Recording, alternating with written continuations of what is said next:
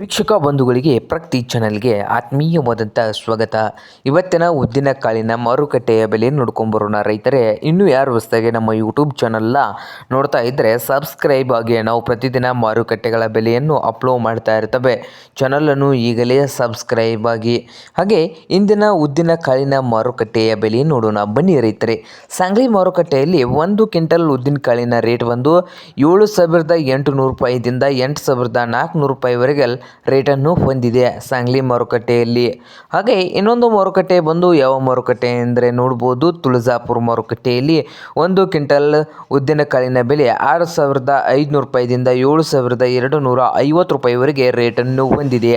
ಹಾಗೆ ಇನ್ನೊಂದು ಮಾರುಕಟ್ಟೆ ಬಂದು ಯಾವ ಮಾರುಕಟ್ಟೆ ಅಂದರೆ ನೋಡ್ಬೋದು ರೈತರೇ, ಅಹಮದ್ನಗರದಲ್ಲಿ 1 ಕ್ವಿಂಟಲ್ ಉದ್ದಿನ ಕಾಳಿನ ಬೆಲೆ 7,000ದಿಂದ 7,800 ರೂಪಾಯಿವರೆಗೆ ಲಾಸ್ಟ್ ರೇಟನ್ನು ಹೊಂದಿದೆ.